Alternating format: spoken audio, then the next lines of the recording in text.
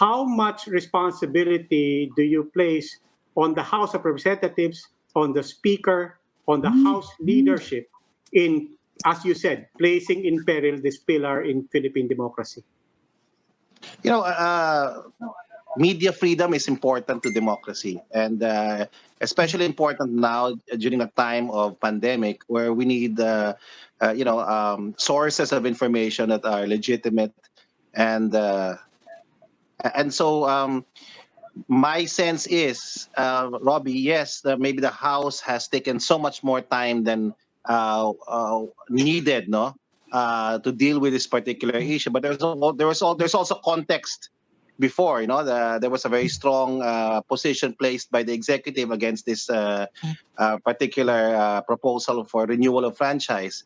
And so there was a lot of political pressure during that time. But since then, things have evolved, no? And I was expecting that this will be first on the agenda when we open Congress, no? But nobody expected the pandemic to take such a strong impact on all of us. But then again, we have no choice but to see if Congress does have good faith, and they will be the solution to this particular issue. If they expedite the hearings and decide on this franchise, then we resolve the issue quickly. But if they dilly-dally, then this is a problem.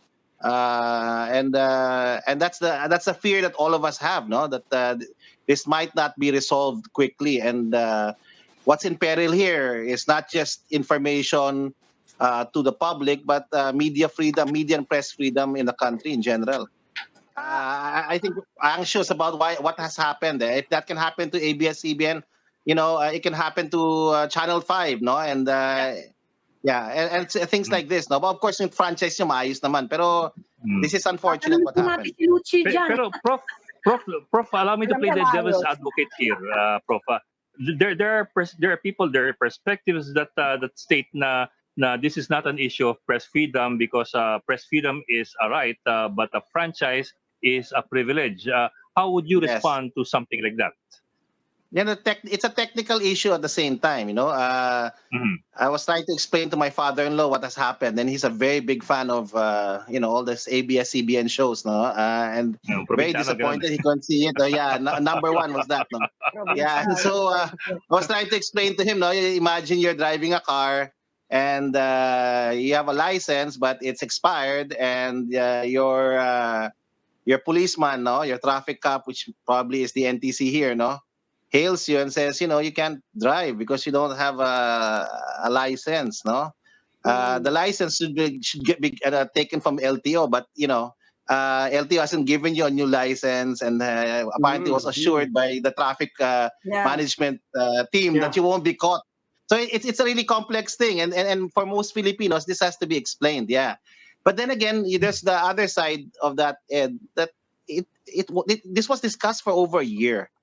And there was real pressure from members of the executive, no, and Congress had to, prioritize other bills apart from this, and I think the only way out of this is if Congress, exercises its mandate. It's it has been asserting it's been crying foul because of what NTC did. But then now the ball is in their own court. They have to say what they mean and mean what they say when it's their power. So I guess it's a genuine opportunity for the leadership to decide, no, on this with finality. Whether it's going to be a new bill for franchise or a renewal.